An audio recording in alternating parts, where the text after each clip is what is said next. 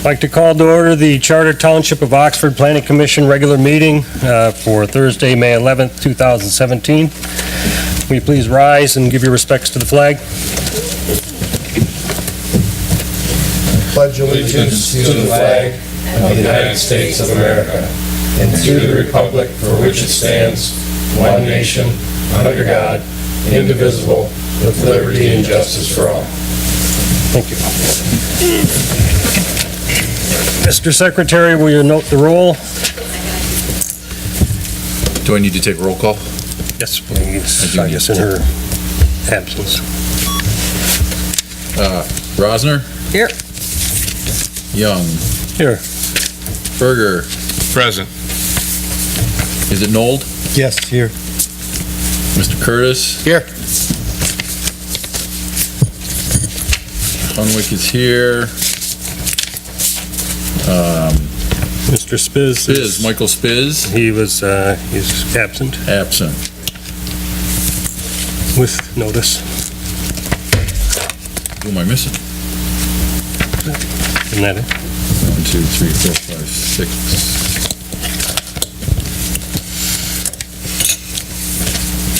Seven. Spiz is that. Oh, I got 7. Oh, I'm missing myself. I gotta write my own name down. Okay, I look for a motion to approve the agenda for tonight. I'll make a motion to approve the Charter Township of Oxford Regular Planning Commission meeting for Thursday, May 11th, 2017. I'll support the motion. Also left my agenda in the other room. Have any discussion on the motion? Like to add the agenda item to the agenda? Yeah, I'll do that then if I could also discuss it in ordinance review. You know, I'll wait for ordinance review. Okay, good. That'll work. Any other discussion? Seeing none, those in favor? Aye. Those opposed? Motion passes. Item 5, approval of the minutes. I'll make a motion to approve the regular Planning Commission meeting minutes for April 13th, 2017. I'd like to support, but I wasn't at those meetings, so I'd wish someone else would. I'll support. Okay. Thank you. Second. Any discussion on the motion? Seeing none, those in favor? Aye. Aye. Those opposed? I'll make a motion to approve the regular Planning Commission meeting minutes of April 27th, 2017.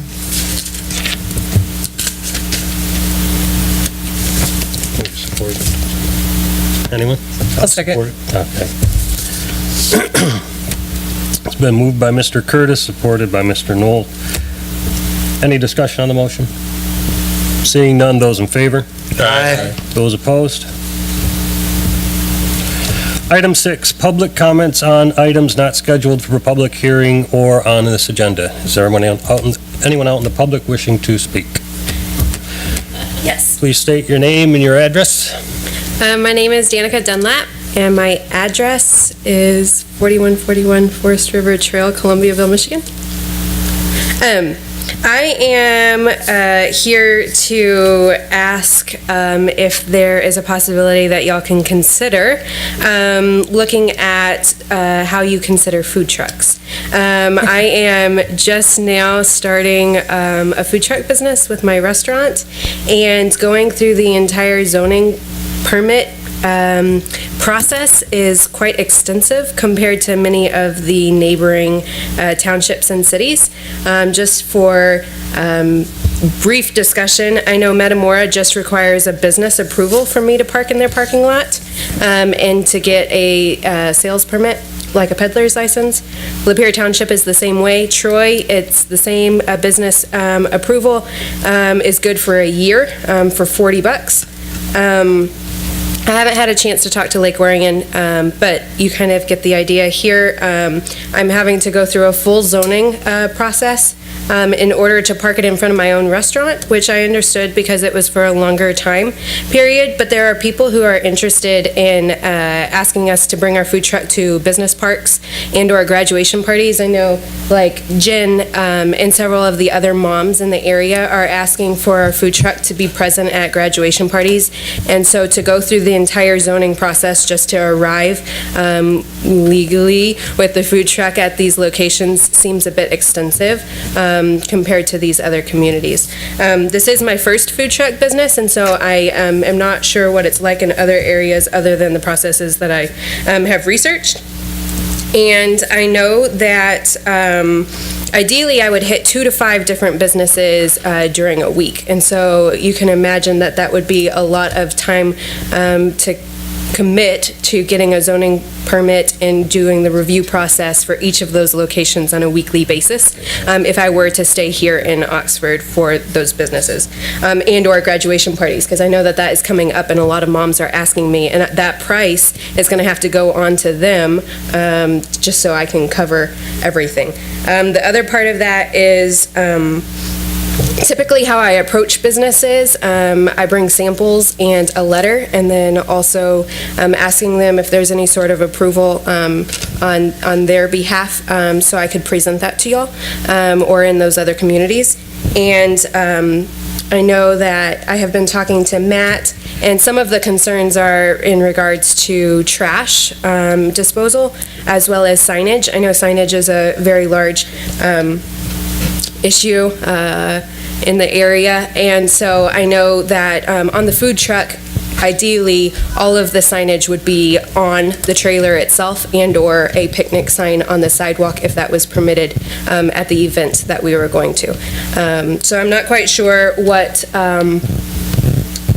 the concerns would be at this point, but I am definitely interested in seeking your advice in possibly considering altering this to make it more of a food truck or a food cart type of condition and/or permit or sales permit instead of it being a full zoning permit that is typically used for new buildings and things like that. Like, those don't even seem the same to me. So I was just eager to see if that could change in the near future.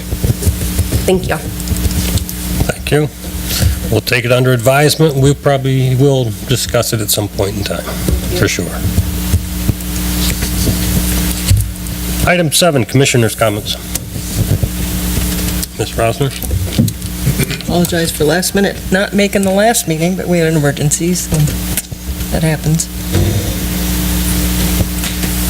I'd like to make a comment. I know we're not supposed to speak in regards to public comment. Yeah. But on behalf of someone that is not selling food at a residential location, I believe the resident can hire anybody they want to have food served. Yes. So I don't think at a graduation or something of that nature would require an additional permit to have a party at that location. If you're contracted by the owner of that property and you don't sell the food to the public, like what you're talking about, if the truck was out for people to arrive and sell it. It's basically catered out of the truck. I would think that you could do that without any difficulty right now, the way it works in the ordinance as a So component. the difference would be if I was going to a business park and asking business. Thank you, yes. Okay. I didn't want to go in detail, but No. because you're just making public comment tonight. We don't talk at public comment to the public, okay? I was talking during commissioners' comments. Do you have anything, Mr.? That was a subject I was going to bring up later in what I was mentioning before for ordinance review, so we'll discuss it. Mr. Knoll? Mr. Curtis? Last night's Township Board, we approved their liquor license for Concho Pro. Thank you. Now they have to do the state thing. But it was also directed by the Township Board that no more work is to be done on ordinance reviews until a list of what needs to be worked on and why is presented to the township board, and the board approves which ones should be worked on. I know you have a list. It's compiled very nicely. I see it. I understand it. Previous Chairperson Bell talked with Mr. Dunn, said these are what we're working on. But somehow or another last night, he brought it up in front of the board and said, we're spending a lot of money with our consultants, and we want to ensure that we're spending it on the proper things. So I see this list. It's great. And what he will do is present that to the township board so that they know that they're working with Matt or with Jim or with somebody else, and they'll give us the blessing in the ordinance review subcommittee to continue work. That's not to stop working on the one I see here that you're in progress with, but the next one's in red that you have, or down below, more complex amendments. They want to review that and tell us it's okay to work on it. And the only reason is because the expenditures, they happen, and should the ordinance come to the township board, who has the final approval of it and doesn't approve it, he believes that we would be wasting money. Yeah. So I'm the bearer of the news. Okay. This is great when I saw that, and I think that's what will suffice. But a quick note on there would say PUD ordinance. Why are we working on that? Just a couple little bullets that say we want to ensure this happens, or this happens. Mm-hmm. Or there's some writing in the ordinance that is showing inequities to other businesses that are already in place, and we won't allow it in this place. So they just want an eye shot, and they'll give you a cursory review and approval to work on them. Okay, I haven't seen that sheet yet. Well, it's because we're going to discuss it later in ordinance review. Okay, but is that something that needs to come from me? Come from the committee itself? I can take it. You can send it to them electronically. They just want to see the list and why. Yeah. And somebody's going to start tracking the budget on what we spend the money on. I had a phone call that cost $40, and somebody yelled at me because I'm not allowed to spend money. Mm-hmm. So that's what it comes down to. Matt, are you at the township board meetings? No. But really, it's the list, right now, the list is just the title of the ordinance, providing a Point of summary order, of... can we just continue this at the right point on the agenda? This Yeah. discussion?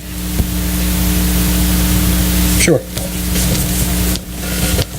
We'll do that down in the committee reports. But I delivered the directive, and away we go. All right. We'll get to it later on in the meeting. Thank you. Item number 8, public hearings. There are none for the night. Item 9, unfinished business. There is none. Item 10, new business. We need to have an election of a new vice chairperson for the remainder of the year. Do we have any nominations? I'd like to nominate Tom Berger for vice chair. I'll support that.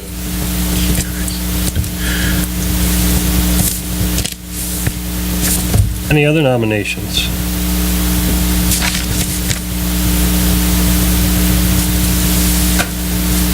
Okay, seeing none, does this have to be any sort of special No, vote? that would be a unanimous ballot. Okay, And so- it's automatic.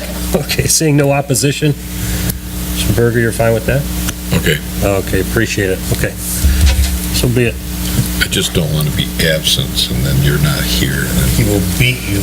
And the secretary will fill. Okay, You know, thanks. That's the way it works. Okay. It's true.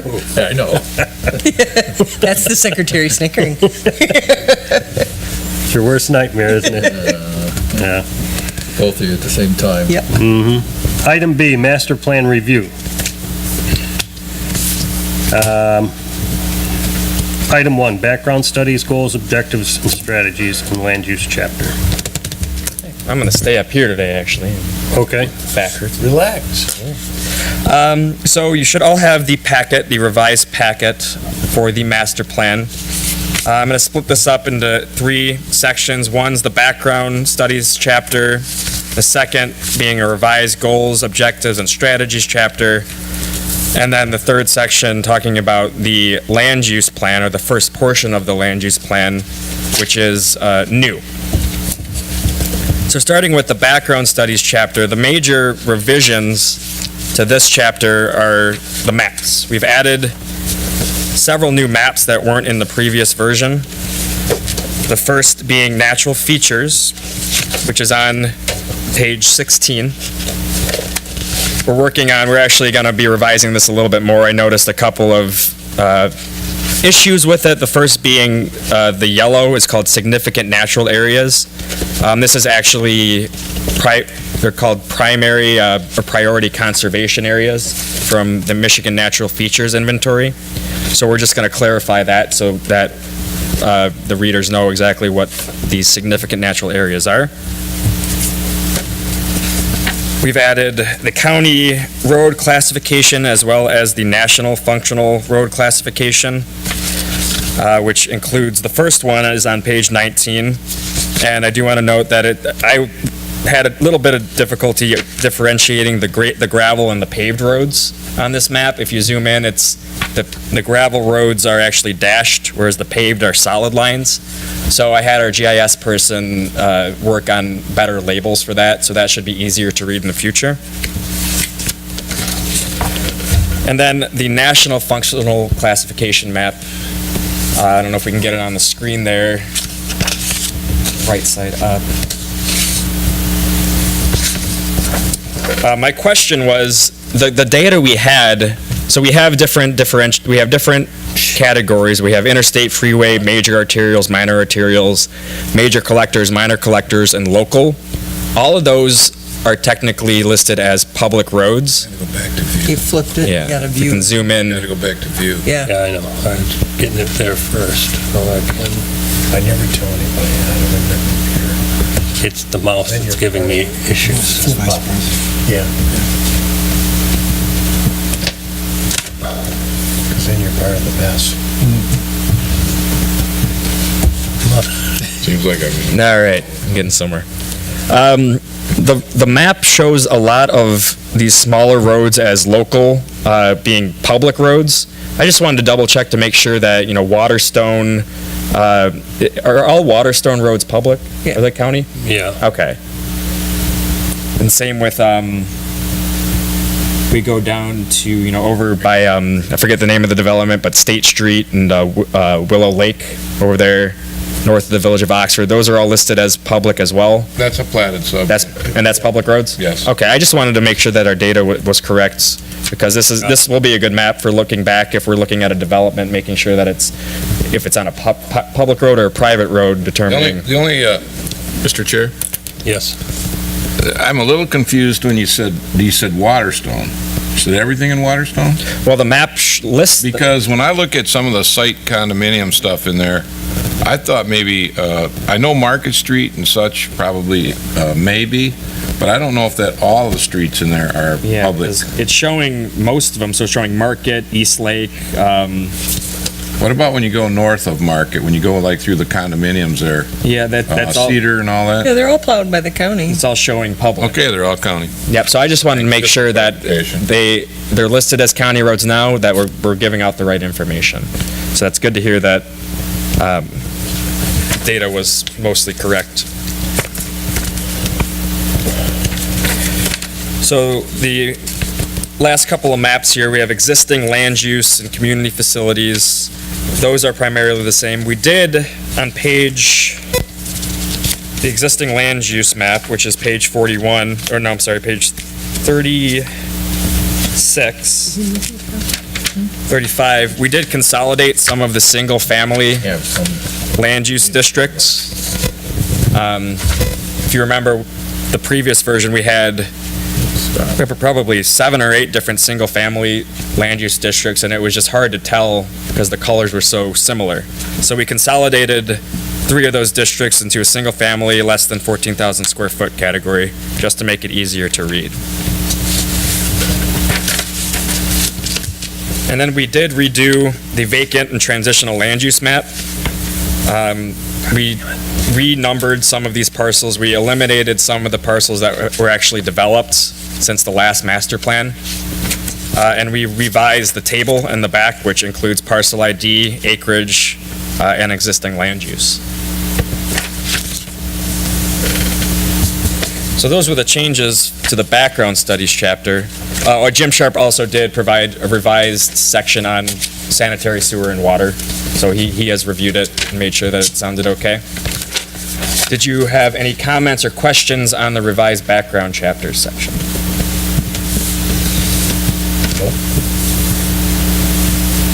No, other than the fact that I don't really know what Jim Sharp did revise, but I'm assuming he probably captured everything. Yeah, he just revised the water and sewer sections. Those were on page... Of proposed also? No, this is existing. Only existing? Yeah, he revised the commentary on it, so on page 29, we have a section on water system and sewer system. It just it gives a little history of it as well as the existing conditions of it. He also provided the water and sewer district. So any of the new things that are not in place yet are not existing? No, they're not. Not in the background studies section, yeah. It doesn't deal with expansion or anything like that. It's just the existing sewer service and water service. Because to me, it's a pretty big deal that we're putting that water main down Lakeville Road right now. Mm-hmm. And that would be addressed. That could really open up some different opportunities on the Koenig piece and some other components out that way, you know. So I would be concerned but it will not show up. Not in the background study chapter. It will in the future land use section. We are going to have a section about future road and future infrastructure proposed expansions. Yeah. So that's where it would come up. Okay. And I'll make sure that Jim reviews that to make sure that all the information is correct. But for the background studies chapter, it's simply what's there currently. And if we have sewer capacity questions, then Jim would get that to us too, right? Yeah, Jim would be the one to respond to those questions. Okay, so moving on to the second chapter, which is goals, objectives, and strategies. Mostly minor changes. I did add a couple of new strategies and objectives that we discussed at the last meeting. For example, page 51 added the strategy about analyzing current extractive properties, making sure that the future land use, that we give them an appropriate future land use, as well as some objectives and strategies on compatible design with village, rather than the previous master plan said it had to be consistent and it had to have these design standards in place. The objectives and the strategies are now just saying compatible, so it gives the planning commission more flexibility with the actual design of it, as well as a couple of objectives on green building design and energy efficiency. And then on page 6. Question, Mr. Yeah. Chair? Are we supporting sustainable design then? Is that what you're trying to say, or Well, in that comment on when you said green? Yeah, we've listed it as an objective, so it's encourage the use of green building design, energy efficient buildings, and sustainable developments. And then the language is all consider, providing incentives, promote the use. There's nothing that is enforcing it, but it's Not a mandate. yeah, it's not mandated. Okay, But so as a person brings it forward, we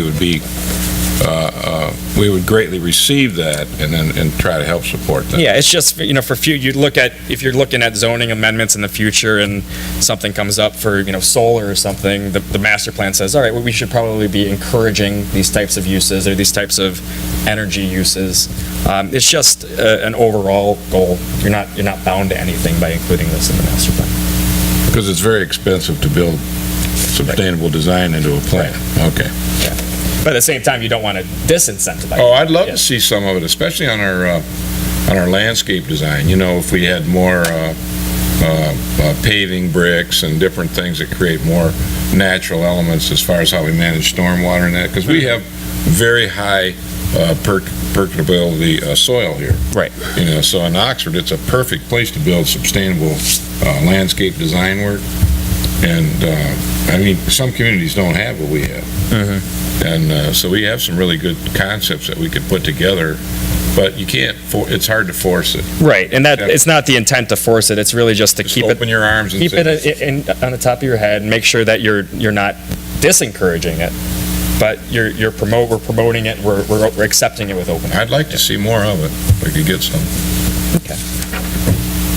So yeah, this chapter, the changes were pretty minor in nature. The last change that we did add, explore educational, on page 61, explore educational opportunities relating to new transportation technologies, such as autonomous and connected vehicles. That came up last meeting.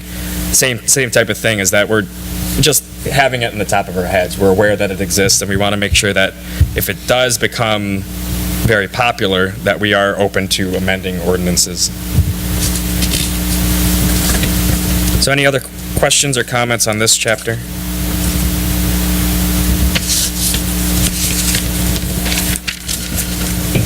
Nope. Okay. All right, so moving on to the new chapter, the land use plan. So this is only the first half of the chapter. The chapter's going to be laid out. We're going to have these guiding factors, and then it's going to move into the future land use plan, as well as a discussion on expansion, like Tom was saying, expansion of road and expansion of sewer, because those will all impact future land uses where they go. So these guiding factors on page 67 were carried over from the previous master plan, but we did revise, the actual text has been revised. So everything you see here, with the exception of the titles, is new, or at least reworded.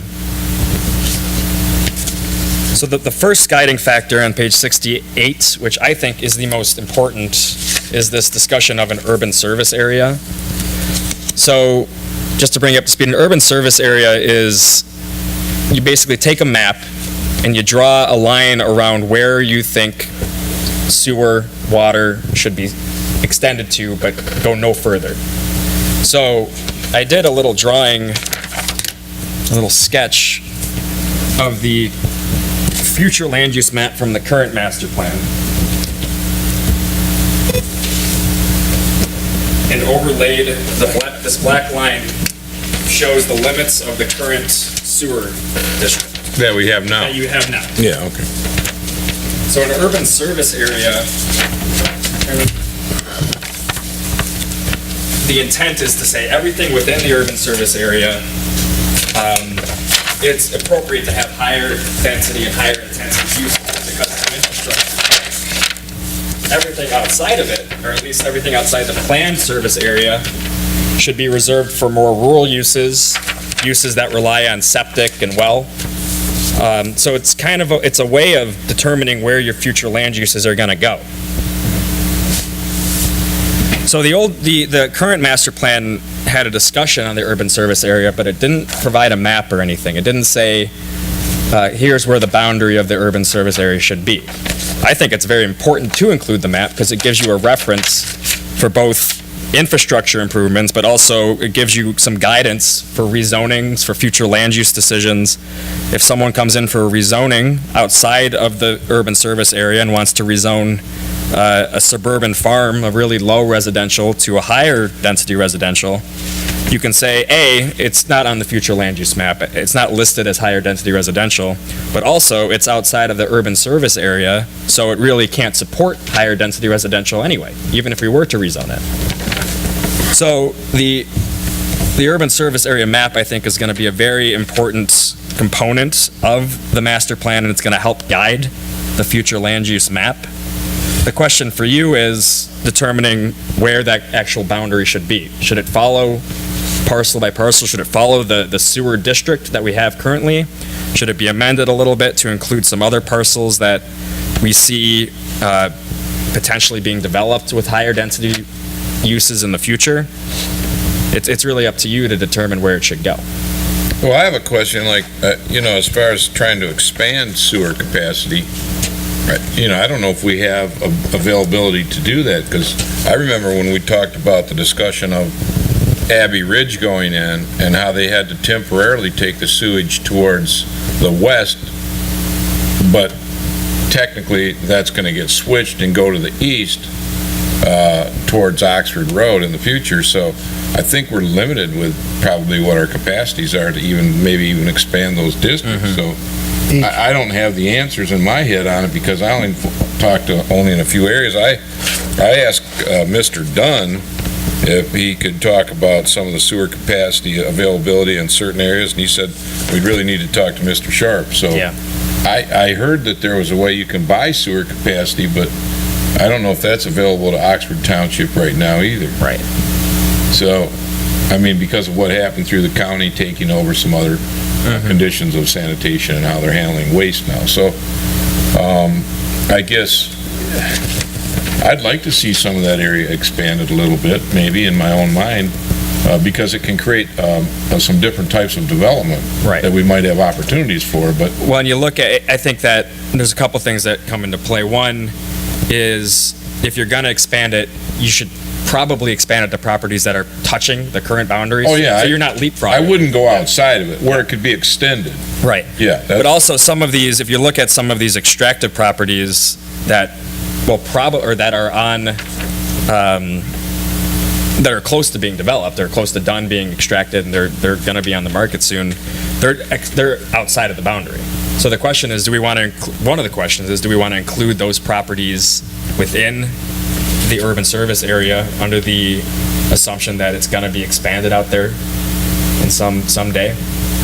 Well, when I look at Lakeville Road and I look at that lake area all the way through there on that north side of it, I mean, I'd really like to see that protected somehow in the future if development of homes went in there with sewer. And so, in my mindset would say, that'd be a perfect area to expand some of the sewer district and then allow, to make sure we always control that aquifer. Right.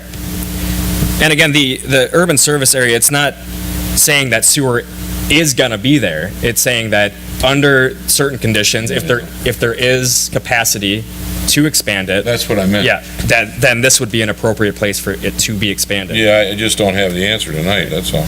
Jack? I could touch a little bit on it. When you talk about capacity, each capacity is dettered by the line and their districts.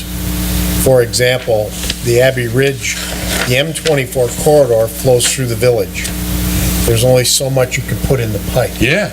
So you can push it out to Oxford Road, and there's a lot of capacity there. So if you extend a district, you have to extend it to the pipe, and it may require pump stations, lift stations, those kind of things. But in development terms, we could do it. Yes. Yeah. Yes. So there's a lot of capacity, but not in certain pipes. So that can be looked at. Yes, Tom, you're right. The Lakeville Road, Koenig property, that is the aquifer that feeds all of the village water. I'd love to see it protected. Well, yes, and it's under consideration. Right. Number two, if you look at the area just on Dunlap, the large lake there, the one across the street actually is what it is. Yeah. Part of that's in, part of it's not. And yet it's all one piece of property. Up in that area is you have parts that are in and parts that aren't. So there's going to be some consideration of moving the boundary over a little bit. And that has to be done through recommendation, approvals, and all that kind of stuff. But there is so many studies going on right now Jim is doing Okay. for capacities, for water, for all of that is being done. Now, is he doing that for the township board? He's doing that for the Water Sewer Committee and some requests from landowners. Oh, and requests. Okay. Yes. Oh, Because right now with Abbey Ridge, so those requests as you are to the stated it township correctly, we're putting their sewage down the M24 corridor, and that is a challenged district. And they were always planned way back when it was CAD, that would go out on North Oxford Road. Right, and that's what But what we allowed them to do temporarily, and we have an agreement with them, is to put it down M24, but at a certain date, a C of O of those 7 units, that I believe it's June of 2018, that's got to go to Oxford Road. And they've got a $500 and some thousand bond up to put that sewer in. So it's there, it's captured. Okay. But all of these studies is very true, you're right.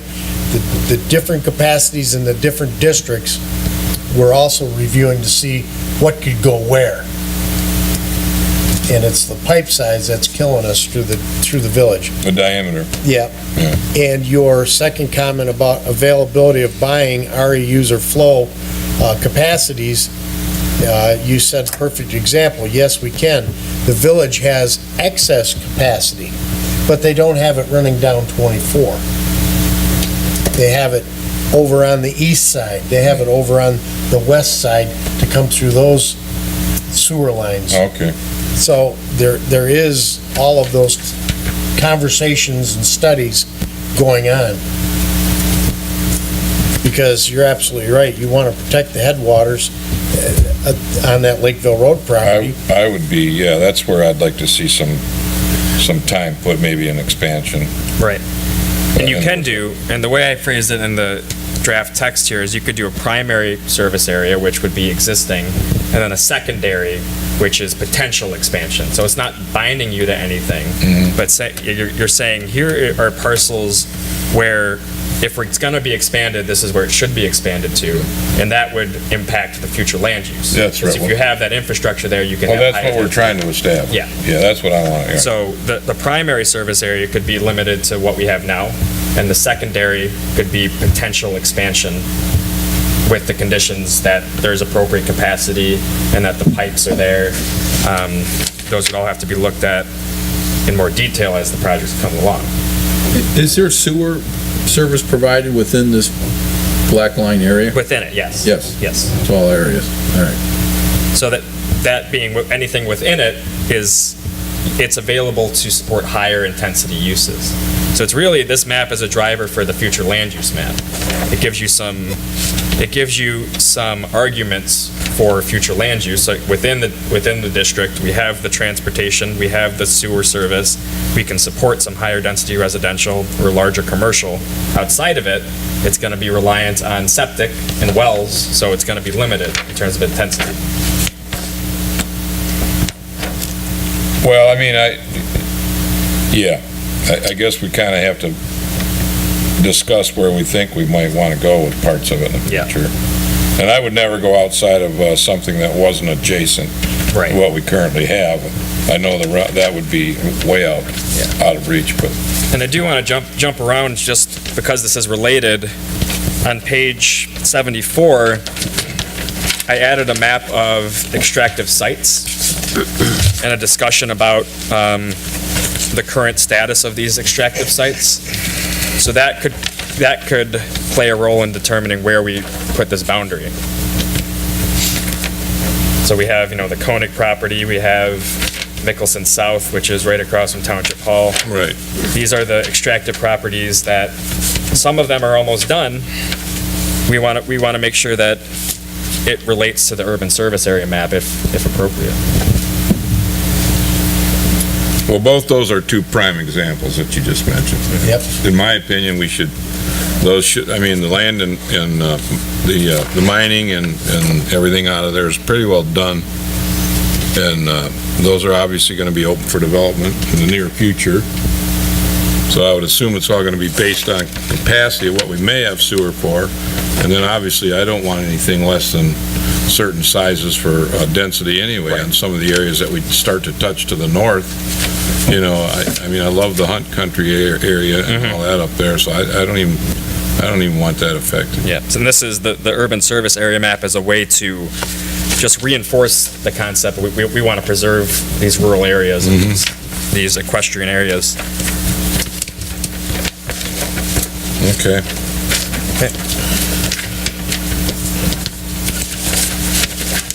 The other guiding factors, road system capacity, that also affects urban service area too, because areas within the urban service area, the roads are primarily paved, not all of them, but the transportation infrastructure is there to support higher intensity uses, whereas outside of it, there's a lot of gravel, unpaved roads, which wouldn't support higher density residential and more intensive commercial. So road systems, in addition to sewer capacity, also influences the urban service area.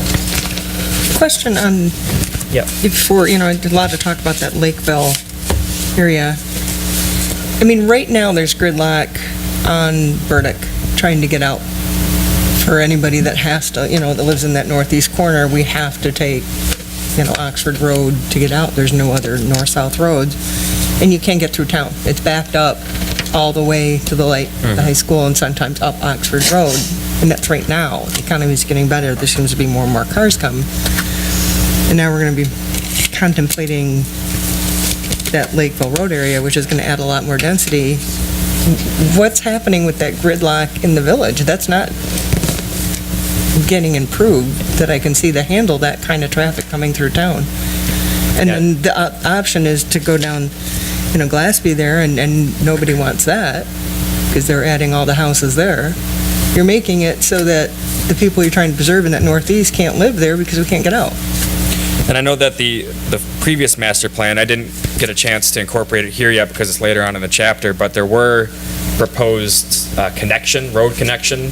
There was a section that addressed future road connections. I think that was one of them, was a Lakeville to Ray Road connector, like another road to provide. No, we need to get south. Ray Road is north. How do we get to town? We can't even get to town because Oxford Road is now jammed up with the high school and the stoplight and all that. And then the light at Glassby.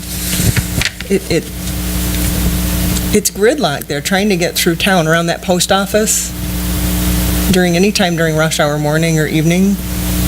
Ray Road is impossible to get out in the morning. You get the gravel trucks lined up. It takes 2 gravel trucks to go through that light. And if you're behind 4 trucks, you have to cycle 3 times. That's true. I'm not exaggerating. I know, I've been there. I sit there and wait. You know what I do now? I cheat and Turn right. I cut through Myers all the time. Or you have to cut through Myers. Drive, Right. come out down by Tim Hortons. Yep. It beats me around the rest of it. And so I know she does have a good point. we didn't, But I don't know how we get through the village. we can't get through the village. So That's not really, we can't regulate that. You can bring it up with the County. that's really. But we're the ones proposing all this increase in density. Right now, it's 5-acre minimum, like overlay, and I see a huge area that we're looking at saying, well, we're going to go to 1 acre. If you look at the size of that area compared to the other areas in our township, Yeah. if that's new construction on 1 acre, they're going to come in and do 1 acre lots. Everywhere else we have 1 acre zoning. If you look at the lots, they're way bigger than 1 acre. But you have this vacant piece. It'll be developed like Waterstone, 1,200 homes or more right there. We can't do it. It won't go through the village. And you'll take everyone to the northeast and basically make it so that we can't get out. There's no other north-south roads. And we really need to take a strong look at that. It's great, beautiful property, but, less density would help the rest of us. And really, the only coordinated effort that's probably going to help, and when the village and the township sit down with the county and talk on future access management of the roadways. Mm-hmm. I mean, I did this before in a previous community with county, and it's real struggle. But the people that are managing the township, the supervisor and village managers and such, are the ones that have to sit down with the people from the county road commission and then talk about those issues to try and foresee anything that can be done to try and help alleviate those problems. Because right now, I don't see how it can work unless there's a coordinated effort. But you still have to then get onto Lapeer Road. I know, and I don't have the answer. And there's only so much time for a left turn. What I'm saying is, I've been trapped there myself, so I understand exactly what you're talking looking at that about. area and having, lived it and hearing that people It's not an area to consider increasing density. We can't deal with it. There's no place for the cars to go.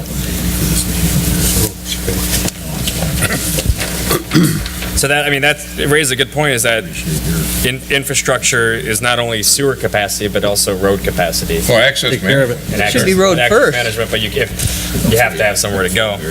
So when we're looking at the boundaries for it, if we're gonna expand it out to that Lakeville Road property, by including it within the urban service area, you're kind of by de facto raising the potential density of it, but it doesn't stop you from making sure that there's an appropriate future land use designation for it. So I don't know if that makes sense or not. If you're including it within the urban service area, you're opening it up to higher density, but you still have the future land use map to fall back on, to make sure that if you don't want it high density, you designate it as 1 acre or less. You can keep a lower density by forcing a big buffer and green space. If you're going to give 1 acre lots, that doesn't mean 1,200 1 acre lots. It means you give some smaller lots around the lake and then a big buffer so that your overall density is small. Or you And can you can improve still- the road. The problem is, where are you going to improve it to? 24 is still the problem. You still have to turn You can left. improve the roads. So the community here has to pay and live through all of that to bring in more people. Well, If we can't take you it, can improve the roads. I don't want to labor on that discussion tonight, but, I mean, myself, I understand both sides of the coin, and I certainly don't know the answer, because I don't know how the roads have been considered in the future to manage the proper amount of traffic across them. But I know that it does have to have open discussion from the leaders of the community to the road commission, and that's the only starting point you'll have to try and help alleviate some of those problems, because those are county-maintained roads. no, that's- except for the village isn't county maintained. No, but you said through the village, and so maybe what you have to do is create a bypass around part of the village. Where? So I don't know. I don't have the answer. I don't know what it is. It might have to go down to Drainer Road somehow. It might have to go through across properties that would have to be acquired, or, I don't have the answer, honestly, on that. And I don't want to create too much density to make it so it's impossible for access management, ingress and egress, so. Now, were any of you, I think a lot of you were involved with the last master plan process, because there is that future land use or future road map. Yeah, How did was that just a planning commission discussion where you determined that, or we is that? didn't really change much of that mapping at all on that. That's been like that since the 80s. That was, when I started here, that's almost exactly what it was and I came here in '04. Right. On the planning commission.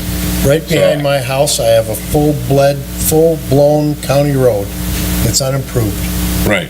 I Bar. mean, that would take, that's a whole bypass that Well, would go by. and that's what I'm talking about, the And- drainer. There's no money to do it. But that's just it. There may not be today, but there may be In- future funding from federal and whatnot and passed on down. So I'm not saying they can't be improved. There has to be another route, but it has to start as part of the mapping of what you're trying to do in your community from the leaders of the community to the county. We, as the plan commission, we don't have that ability. You don't have the We can ability only to. look at what the land use is going to be Right. and what we're trying to propose. And like you said, if we propose it, and then some of that has to change to work with management for the road, traffic. But you do have, by including it in the master plan, you do have some leverage when you go to talk to the county. Sure. Yeah. So that's why I was just wondering who created that future right-of-way map, whether that was a county initiative or if it was a I township. don't know, because that was pretty much done before I arrived here, so. The right-of-way part came from the county, like expanding the right-of-way. It might have, I don't know. That part of it came in from the county, and then like some of the future roads. I'm talking more about the future road. That came from Right. us. Okay. Yeah. Yeah, probably from the county. The expansion of the existing right-of-way of the county, but the future roads Yeah, that township. came from the Yeah. township, yep. Because that is in the current master plan. I have it, it's later in the chapter, but if we want to carry it over, that's where we could bring up that discussion of the relationship between future land use and road capacity and newer roads.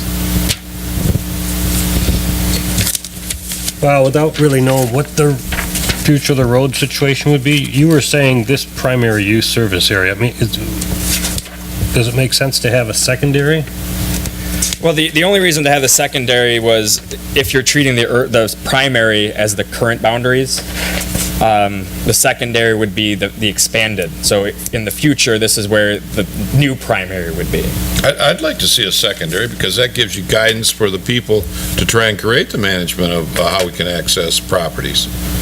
So, I mean, what should be looked at? With the county, if you don't propose something to them with the idea of what you think you're going to expand in the future with, they just sit back and don't do anything. So you got to have, I think, a secondary. Yeah, and a secondary, it's more of a long-term thing. Yeah. So when you're doing your master plan update, you go back and say, okay, this was listed as a secondary, but now the sewer, it's being built there. Now we need to transition that to a primary because it's currently serviced by. I'll give you an example of something, and then I'm going to stop. But, you know, in 1992 to approximately 94, I sat down with the county on several occasions to talk about roads and conditions of what would be mapped out. And when they brought in a future condition of road work to be done, and it was mapped out from, this was in 92 to 94, it was mapped out to 2030. 2030. And I thought there had been like a mistake made. I thought the 3 and the 0 got mixed around, and I said, you mean 2003? And the director from the road commission at that time says, no, we mean 2030. And I laughed out loud in the meeting, and I said, that's absurd, you know, that's like how many years away from now? But that's how far they go out sometimes in their planning. Right. And so that threw me a curve right then. So I know it's way out of proportion as to what can be done in the future, but sometimes if you don't put those secondary areas in there, they don't have anything to then plan to. Exactly. It's just. So I'd rather put some of it in there a little bit and then go from there. Right. It's more of a future planning type of thing. Yeah. Which, I mean, this is the future land use, but it's a way to have an idea of where things are going. Yeah. And where sewer is likely to be expanded. I've seen some of it actually start to happen now, you know, almost 30 years later. So, you know, I'm thinking to myself, you know, it does happen eventually sometime, but it takes forever to get there. I get it. Right. All right. So really, that's what I wanted to focus on today with this new section was the urban service area, because it's going to directly impact what the future land use map is going to look like. And I'm hoping to have that by next meeting. Guess we just talked about road system capacity. Yeah, and a lot of these are related to the urban service area. Yeah. Natural capacity of the land, that's more about maintaining natural resources and important natural features, making sure that they're not developed in a negative way. Proximity to the village of Oxford, again, similar to the urban service area, because the urban service area encapsulates the village. Things around the village, bordering the village, are likely going to be higher in intensity. Adequacy of commercial and industrial land. Again, you're making sure that we're not overzoning, that the demand and the supply and demand meet. Management of the M24 corridor, that's more of an aesthetic issue. We talked about it previously, though. We don't want to overdo it with design standards, but we want to make sure that the M24 corridor is attractive when you're going down. So we have some further north on Lapeer Road, we have some of these other commercial areas and industrial areas outside of the urban service area. We have larger setbacks currently. So maintaining more of the natural look of the northern portion of the township. And then maintenance of outlying rural and agricultural areas, again relating to the urban service area. Anything outside of that should primarily be lower intensity in nature, and northeast corridor should be equestrian and rural. So these are the concepts. A lot of them were carried over from the previous plan, but the guiding factors that will influence the future land use map and the areas.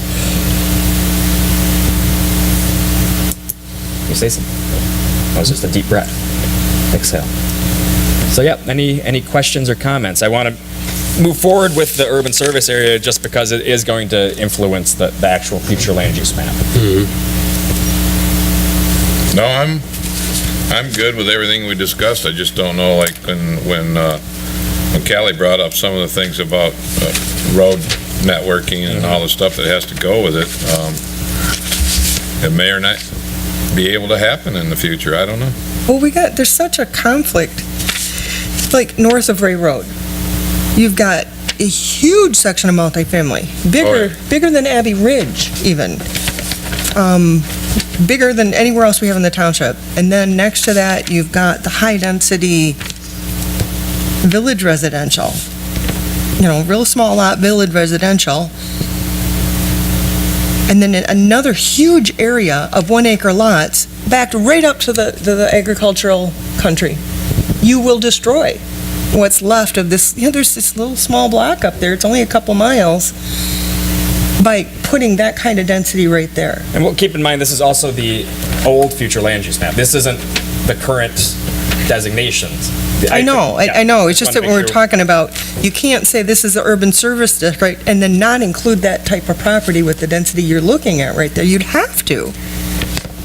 With the density there, it's got, mixed use, multifamily, and high density. Well, I'm not opposed to trying to take and change some of that. Yeah, because and I always said north of Ray Road, I didn't want to see it go a lot. I could agree with some different buffering in there. Yeah, because I'm trying to balance urban service. If we're looking at urban service and we're having to lock ourselves into what we're saying here, it wouldn't be adequate. But I think that's what we'll do when we look at the actual land. I think if you're gonna keep this area north of Ray, which I think that's an extractive site currently, right? Right. That's what they were planning for. Yeah, it's all extract. Yeah. So when they were planning for this in the last master plan update, they were envisioning multifamily. Right. If that's what you want to, if that's the same designation you want for this, you're either going to have to include that in the secondary service area. It's going to have to be in some service area, or else you're kind of you're defeating the purpose of it in the first place. All right. So these areas these are the vacant and transitional land use areas too. It all ties together that we're going to have to focus on when we're actually creating the future land use designation. That's what I want to talk about. And same with this commercial, this small area of commercial north of. That pink spot? Well, that's the mixed use, and then we have. Oh, the purple? Well, we have the purple, which is, that's office service. The dark purple is mixed use. Yeah. And then the red is village commercial. Should that? Yeah, and that gray light industrial, I don't think that's really ever going to take off in that area. I mean, there's a lot of stuff to look at on here where the trend is going a different way. Yeah, and I'm not sure it will either, but those aren't really my, I guess, I'd leave it that way for now, and in 5 years look at it again, but, I think more like north of Ray Road, which he just discussed, and then some of the other secondary areas that we just talked about with expansion. Like to look at a little more detail on that. And I wouldn't be opposed to looking at that overlay of what the extracted areas were all at one time, and then maybe changing some of that up. Well, just take into consideration that with this future land use map, some of those property owners are planning based on what we've told them to plan for. Well, I'm going to tell you that doesn't, I get that. I get, Jack, I get that a lot. Yeah. But I can tell you too, when I was working with different things in the past, and I saw state land taken over and multiple housing put on it, and different things that change overnight by the sale of property. Yep. I won't tell you that I think that that's a guaranteed fact, that just because you think that's what it's going to be in the future, and got it, and you extracted. Totally understand. So I'm going to say we have a right to at least try and propose a change. And obviously you're on the board too, so you'll vote as a board member, but I think we need to look at some of those areas and maybe slim them down a little. I'm not really for that multiple zoning in there on that piece of property north of Ray Road. I mean, that's just me talking. It's an opinion now. We're just having an open discussion tonight because we're not voting on anything here. So, I would look at, I'm going to look at looking at some of those ideas of change. Yep. Because like you said, if you're going to have multiple family residential there, you're gonna need likely need some sewer capacity, so it's gonna have to be Yeah, I don't, some service area. Yeah, and what we see on paper to match, our boundaries should be clear, outside the boundaries should look different. It shouldn't be the same, just not in the boundary. well, I don't know if they have to be like black and white, but, there should be a balance of gray into black and white, and so I think, yeah, we need to look Transition. at it. Yeah. Yeah, I'm with it. Well, Matt, so far, I think you're doing a pretty good job, thank you. Thank you.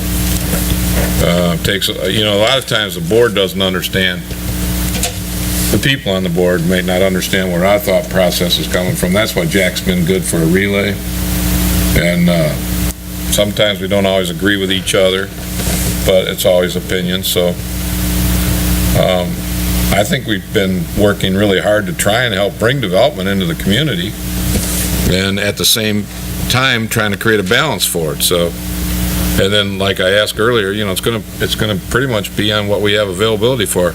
I mean, you can't have anything less than 1 acre if you're gonna have septic systems and deal with the Oakland County Health Department, so. So we are restricted in some ways in how we can develop land. Yeah. That 1 acre with the septic doesn't really always hold either, though. They give it a lot on less than acre lots. You can have an engineered field, There are a lot of. Well, on existing properties of smaller size, you can have existing engineering You can make documents. smaller than acre But- lots, yes, In development? Yes. New development today?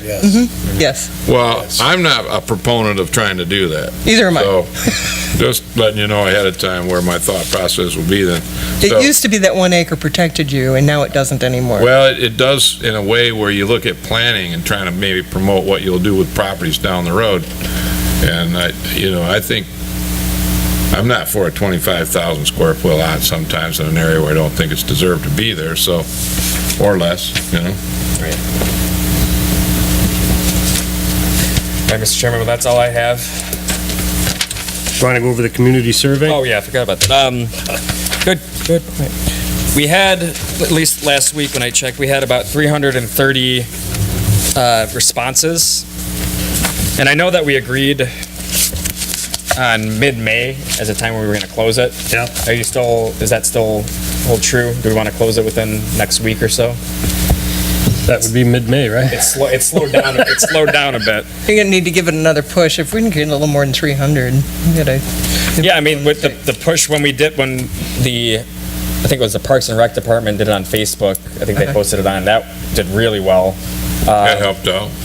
And the other push was with the school flyer. Yeah. I believe, yeah. So, I don't know if you got another push in you, but we can probably get over 400 if we do. We're at about 330, 340 right now. It sounds like a small number based on population, but it's, in busy times, that's probably all you might get. Yeah, and it's not a bad sample. A lot of the comments coming in we're talking about preserving equestrian areas, preserving rural areas, limiting the expansion of development. So I think that we're I didn't read that. going to. What's that? I didn't read that. What did you read? I want to go through the whole survey when it's done. Yeah, so when it's done, I can provide you a whole list of all the comments. It'll be long, because there are a lot of comments, but the survey summary I gave you was really just the multiple choice question. I think we need enough time to look at the survey before we want to make our comments aloud here. Yeah, I'd like to actually follow the will of the people too, and incorporate it. Well, I don't always, but I want to look at Yeah. it. So after we close it, I will obviously provide you with a full packet with all of the comments. But yeah, just as a summary, that's what a lot of the comments are: is preserve the equestrian areas, preserve the rural areas. Get rid of Jack first. Get rid of Jack's terrible. But there were also comments about multiple family developments, limiting that, obviously, and maintaining the larger acreage parcels, larger acreage residential. Yeah, for me, I would think that maybe, how many surveys have we got? 340, 330? 340, round off. 340? Yeah. Yeah, getting another 60, I don't know if that's gonna sway any of the rankings already. So I'd rather get the Information. summary and the information, so we have it, So we get to look at it. yeah, so we can get moving with making some of these decisions Right. as to what we're going to do, Okay. how we're gonna do it. Yeah, well, I can assemble those within the next week and give them and send them out to you via email. That's what I would think. I don't know if getting, another 30 opinions is gonna matter. Has it been pretty consistent, or, I mean, it would help if I saw kind of like a, Consistent in terms Developer. of how many people, Yeah. the Well, let's days that just they're- wait until we get it, and then we'll go from there. Yeah, leave it open for next Yeah, week or whatever. leave it Because if you- there is a cool feature on it, which you can see how many surveys were taken per day. Yeah. And majority of the surveys were taken in a span of, 2 days when it went off on Sure. Facebook, 2 days when it went off through the flyer. Yeah. Yeah, okay. And then it's just kind of It maybe tapers down. 3 or 4 per day after that. That's what happens. So if we can get another push, great, but I can, to get your side moving, I can send out the full list of comments to you as well. Okay. Great. Okay, communications and/or committee reports. Everybody review the violations report. Yes.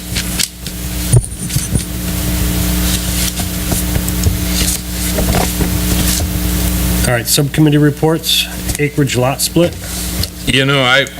I'll just make a comment. I know that when I was gone, I look at emails and stuff that I get from Deanna, and there was some things that occurred in my absence, so I guess I'd have to rely on Mr. Spiz or Mr. Young, and since Mr. Spiz isn't here, it'd be Mr. Young. Correct, we haven't had anything in since the last meeting. So it did not come in, but something was talked about. Yeah. But it didn't happen then. Correct. Oh, okay. So should be seeing something, Oh, so that's still in the works. still out there. Okay. Economic Development Subcommittee, Mr. Curtis? We did meet, we're working on our presentation, probably get ready to bring that forward at the next meeting. We'll have in June, finalize it, and then bring it to that planning commission after that to show the work that we've done. But we will meet in June. Gravel Inspection Committee, there's nothing there.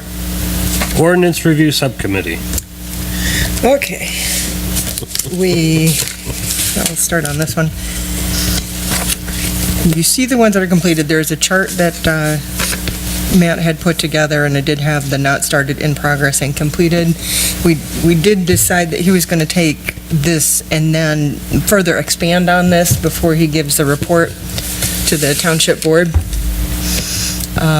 But in terms of what we have in progress, a lot of the stuff that's in progress is actually pretty far along. For the state licensed residential facilities, basically, it's not just those, it's basically institutions. Our ordinance kind of lacks the definition of institution and what all that is. And institutions are defined by Section 1 of 1973 Public Act 722.11. So we're really just trying to add in the wording that the state uses for the different types of entities so that we have a clear understanding. And basically, an institution is something that's not owner occupied. So if that owner of the building isn't the one who lives there and is running it out of it, it's basically an institution. And then it also has some caveats on the state, what additional things constitute an institution. And then regulating institutions so that they're in areas that have the municipal services. And that would be that, they need to be in an area that's zoned properly and it has water, sewer, and paved roads because of the type of, needs that it has. That's really where it should be. And so if we can isolate those areas in that definition, that should take care of that.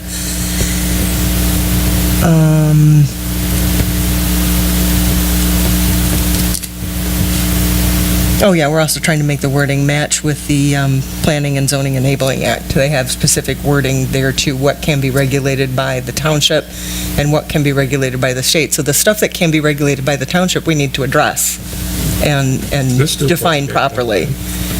PA 110, the zoning enabling act? Yeah, it's still the same, right? Yeah. But there hasn't been any amendments from Not since '06. No. Lansing. Right. Right, okay. I mean, there have been, I think, minor ones related to, I don't know if it was I'm sorry, wireless. I didn't. Yeah, no, it's just that we need to make our ordinance match the same definitions and the yeah. wording that they use, just For clearly use the wording. compatibility. Okay. Yeah. And then, What the attorneys were supposed to do. for the, any questions on that particular one? What was going on with that? Okay. And then with the,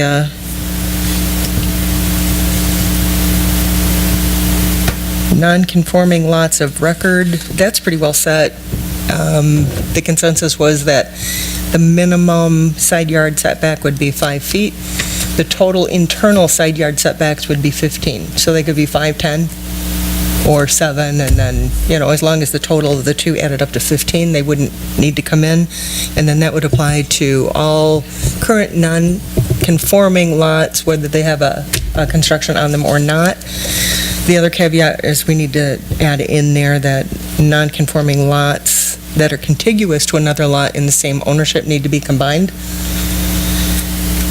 We have a kind of a weird thing in our ordinance that says that we can take and revert back to the original platting, which is not typical. And so we're going to clean that up. Actually, it's just wording that's already set, and we agreed on the wording on that. And then we also are going to add wording from and in terms of the non-conforming lots, the accessory buildings, instead of being half of the side yard setback, it has to be 5 feet. So it's 5 feet for the principal and any accessory buildings, 5 feet on that non-conforming lot issue.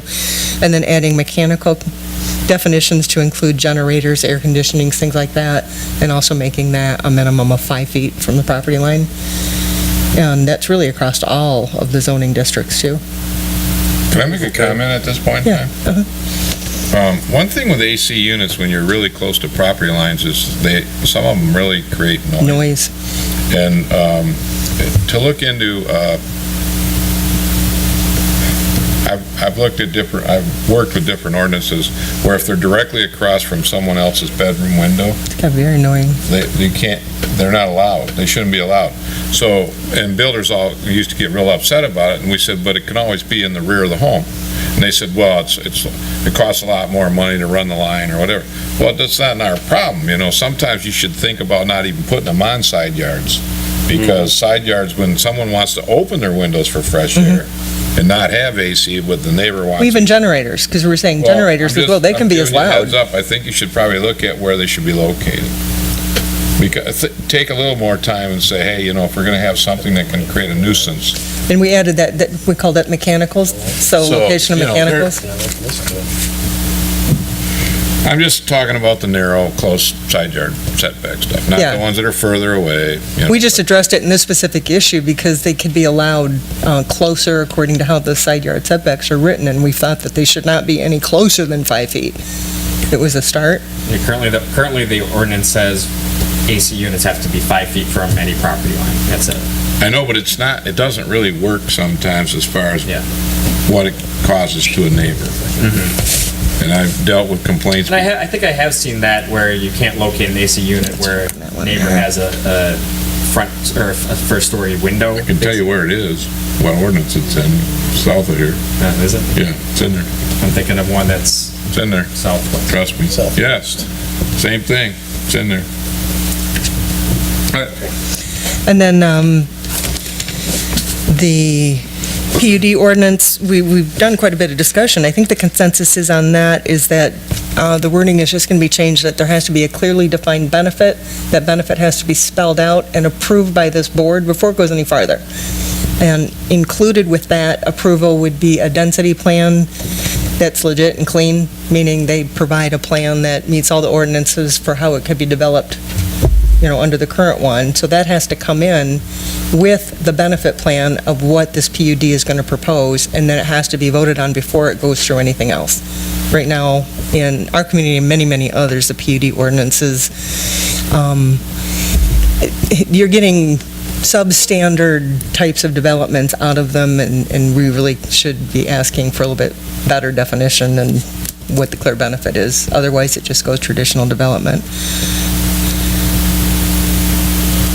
And then the rest, I think Matt can fill in on the rest of that and what else we've got under the, the need to do. Who made the list?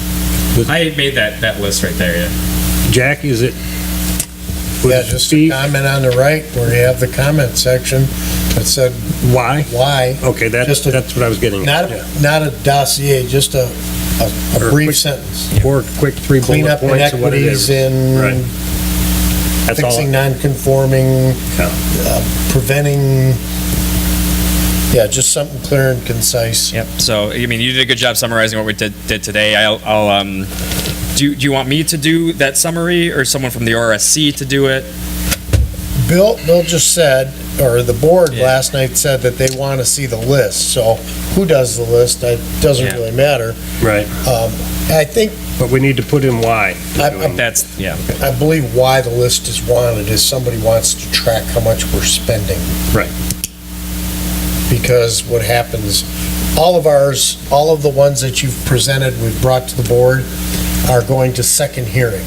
So they're approved. What brought up was, what if you give us one we don't like? Like we're gonna do that. It's like, Right, I understand. so I equated it to watching how much we spend with our consultants. Right.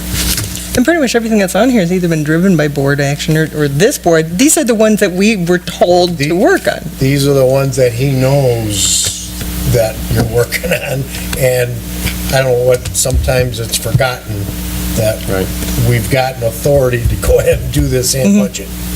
So then, Matt, can you add a comment? I'll add just a brief, It's frustrating to me too. a brief comment underneath each one, just justifying it. Yes, that's- Why? Exactly. we're That- Well, doing yeah, it. and some of these in process are nearly done. It's basically just getting that last bit of the wording tweak. That's why I said, I snuck a peek at John's and I said, this is it.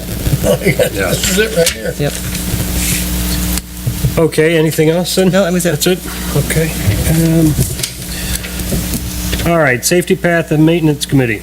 I told the last meeting that we've authorized the repairs on the high priorities. The insurance papers were turned in. They're having a pre-con and work should begin within the next few weeks on some of these major safety path problems. They'll be corrected. We do have, the survey is done for the proposed path in priority to Seymour Lake Park. It's being designed specifically because if it is designed, you can then go for grants, bonds. Like right now, well, I said it before, Orion's captured $700 and some thousand in grants. And because they had shovel-ready design programs, they got that money. And it's very helpful to have some of that done for the cost in order to get that large sums of money to do it. So safety paths, we'll look forward to having some repairs done. Okay, Water and Sewer Committee. Lakeville Road water main is progressing. They're doing a real nice job out there. You're seeing progress being made. They have to stop until June to get onto the school property. Right now, they don't want them on school property while school's in session. Yeah. While most of it's going to be bored, not open cut, it still leads to situations and concerns for the safety of the kids. So they're not going to get on the school property. Do they What will they cross? do, just go down far enough, and then when they get ready to go underneath, go over? Yeah. Oh, that's what, they'll just wait? Yeah. Do their They're- pit and then They're bore? getting their open cuts in now. Yeah. They're getting their bore A pits very done. clean-looking operation. You know, I that's, drove down through there, it's looking really good. and that's an antique D3. He's Yeah, cleaning that up with. I think it looks really good. The amount of scrub they tore down there, Yeah. it's giving it It more. looks really good to me so Yeah. far, what I've seen. So, I gotta give kudos a little bit to the contractor. Yeah, Superior's doing it. Yeah, doing a good And you job. know, it's funny, two of the guys are local. One's from Leonard, he's Yeah. the foreman. The other guy's a friend of mine's uncle. And Yeah, they live close by. Yeah, they all close by, and they're all. They love working close, too. Yeah, they do. Vessel number 4 was approved last night by the Township Board to have approximately it's $195,000 in repair work to vessel number 4 to get it back online within the next few weeks before the heavy watering of the summer months, because vessel number 1 is experiencing some of the same failure characteristics as 4 did. While we're in That's a negotiation. $200,000 fix? Yes, Wow. Yep. Didn't know that. yeah, well, the tanks are pressure tanks, they're filled with a media that filters the water. Yeah. They have to depressurize them, empty the media out, then you go in and you weld on the inside, you weld on the outside. Yeah. Then you go back in and recoat the inside of the tank, and then recoat the outside of the tank. Then refill it with media. Media is very expensive. And then they go back and pressurize it, test it, and run it. Yep, it's very expensive. So, is that a total, how does the funding work to pay for that?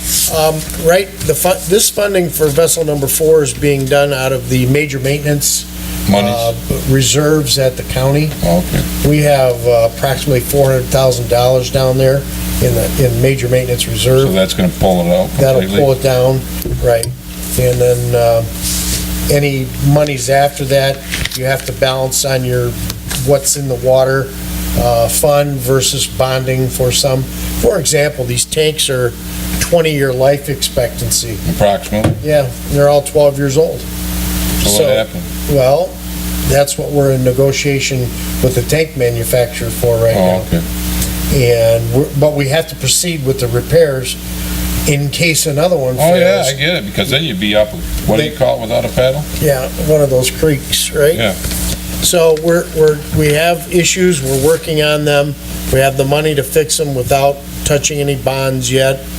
We're looking at the avenues of total tank replacement versus repair, and then capturing 20 years of life out of it so that we can get, it's like I equate it to when you build a new house and you buy a dishwasher, refrigerator, stove, garbage disposal. So you're thinking, don't even repair the tank, but completely replace it? Yes, What's the cost difference? about the same.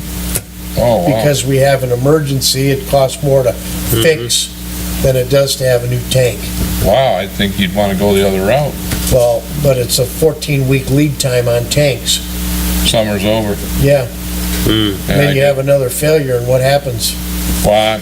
Yeah, so we're balancing all that in committee and working deeply with the WRC and our consultants to ensure that our water quality and supply is not degraded. Interesting. Yes, that's about all for water and sewer. ZBA? We did not have a meeting. I think we have one coming up for, sign Yeah. ordinance, if I read that right. Yeah, I do have one coming up, that's what I I- saw. Did forget in the ordinance review, we had a quick discussion on what our resident was talking about, food trucks, and how we want to address that as a planning commission, what everyone's consensus is. Discussion at the next meeting, or send it back. You know, to that food truck ordinance, I understand why it was done the way it was done. We have a lot of restaurants in town that have put significant Brick and mortar. Yeah. dollars into their restaurant, and then you have a food truck come along that pulls up next to it and opens up and starts selling the same kind of food. The difference with this one, I believe, though, is they have their brick and mortar, they have their home store here in our community, and what they're doing is an extension of it. So, is there any leeway to, maybe. If there's not, that's fine. But I get the ordinance and why it's there. A lot of communities tend to, food trucks are very, very popular, and right now, they're starting to come into communities and restaurants are now complaining. You know, hey, they're coming here and selling a hamburger. So the hamburger's the same price.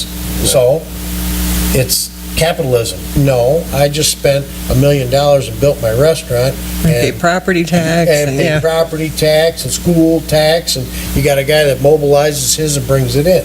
I feel like there's some pain with the person that spent a lot of money. Yeah, but, you know, and there again, they're spending a lot of money and investing in the community and updating and building this facility with all the new fire suppressions and ovens and things, and they're gonna be paying quite significant amount of rent, and See, it doesn't bother me if a truck goes out to some industrial site and stops and says, "You guys want lunch?" and they buy Right. lunch from it.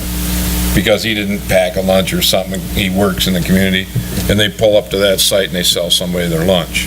Right, temporary. But when you set up transit. in a spot that starts taking the business right off the roadway into your place Yes. and selling it versus taking yourself off the roadway into the built structure, then I start to have a little more concern. well, I just was confronted today about it and didn't even know about it. I guess this weekend, Saturday, they're having food trucks at Centennial Park. And somebody said, I had a call. Somebody said, why would you allow that? I didn't even know it. I didn't know it was there. Right. Well- And you're gonna pull in and start selling hamburgers next to two restaurants that sell hamburgers. 3, actually. Yep, 3, yeah. And I don't know anything about it. Well, I But was somebody just who alerted today, too, caters, so- somebody who caters a graduation party, That wouldn't bother me. that wouldn't bother me. No, a they're bit. paid, You're gonna cater they're paid for by a residential company, owner. fine. That But don't doesn't pull bother up me in the next to the least. tap and start selling wings. There you go. That's why I think we need to really, discuss it, because Yeah. and the other reason is a lot of these communities that do have the food truck areas have it near a municipal park or a place where there's bathrooms, a place to wash up and stuff. There Exactly. isn't bathrooms there isn't a place to wash up. What do And you do who's for going to garbage? regulate, are they eating there on the property? And they're going to walk over to the bowling alley and sit there and eat? Hey, you got a sporting event and somebody has like a softball tournament in your community and a truck pulls up for the whole day or the weekend or whatever, sells food. I'm all for that kind of stuff. But when the competition works a little bit against a person that has a permanent location, I start thinking the way Jack just talked. I had, the experience that really gets me on the fulcrum is, in Philadelphia, you have Philadelphia cheesesteaks. Oh, yeah. Go to Geno's and go to Pat's. They're right across the street from each Yeah, they're other. directly located. You sit right outside in the snow and you eat your cheesesteak. Or you go across the street to a place called The Garage, and it's a bar. They don't sell food. They sell booze. But they have tables, condiments, napkins, everything for the Geno's and the Pat's people. Bring 'em in. Walk in, sit down, be warm, drink, and eat your cheesesteak. The guy makes more money selling booze, I think, than they sell For sure, cheesesteaks. for sure. But that's a capitalistic thing. Right. He just took it on. But I don't want to hinder our restaurants, but I don't want to hinder catering and somebody who has one And here. I don't think nobody's trying to do that here. No, well, we are, because they can't have their food trailer more than 14 days in, The main 7 issue days is just the technically, and then 7 more. yeah. permitting process was really the issue, is that we don't have there's no guidance in our zoning ordinance Oh, we to just deal need with to it. create something. Yeah. Yeah, we don't have guidance, and we have a limit on it right now, and it's tough for them, but there again, you gotta look at all the ins and outs. So, Yeah. since I learned of it today, I gotta go read through the ordinance and see what it says. And then maybe we can just have it as a discussion item for next week, or next meeting. Or we can list it on the sheet too and say this is what the issue is, what the township. Yeah, and you can track it on the To sheet. what extent do we want to regulate it? Yeah, we don't want to hurt our local businesses, but we want it for sporting events and certain things. Well, John just brought up a good point. What about the lacrosse tournament? You have food sales out there. I right. mean, who's permitting that? Right. And A lot of times it isn't permitted at all. I know it. It just So, happens. It just happens. Right. Tough Mudder, June 3rd and 4th. That's a big deal, too. They have asked every restaurant in town to come out there and sell their goods and wares in the parking lot. Yeah, they have. They have asked every restaurant. I think that's cool. And they said, we're not in the restaurant business. We're not in the beer business. a homegrown brewery, do you want to brew beer and bring it out there and start serving it? Falling Down, do you want to do that? Tap, do you want to sell this? They've offered it to everybody, but permitting it, I don't know. Is there a permit process? Should be. What about our In my baseball opinion- fields? In my opinion, there should be. Yeah, What something, about our baseball fields? Is that considered a private party, though? You're selling it. Tough Mudder? That's open to the public, though. I mean, it's a tough one. Yeah. There should be some kind of rules and regulation, because it can get complicated if you don't have something. yeah, and you need to check insurance and if they're actually licensed to sell food and, So I'll add it to unfinished business for next time then, okay? It's unfinished. It is unfinished. Okay. Everybody should review what the amendment current says, or the ordinance says. And we'll come back and discuss it next. I'll give you a spoiler, it doesn't say anything, so.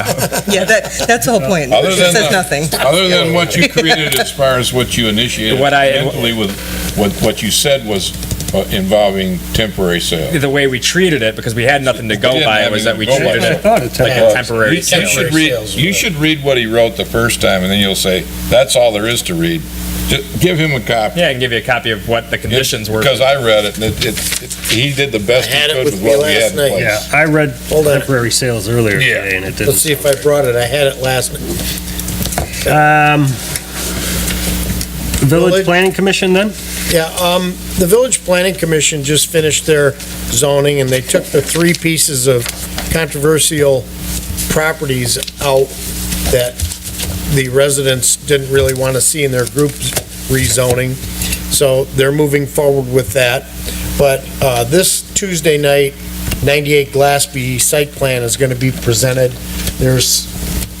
I don't know if they took the one out for the cul-de-sac or not, but I believe there's 16 homes going in there, residential homes. So that's gonna be finality now. It's not gonna be industrial, it's gonna be residential one, and it's gonna be on that property with no leasing or any easements for the lakes and all that stuff. So it looks pretty clean. Good. That's it. Okay, Carlisle Wortman, anything? Talked out. You're talked out? Oh, Okay, we gotta good. make you do something. All right, then in that case, I will adjourn the meeting at 8:33. Nice job, thank you.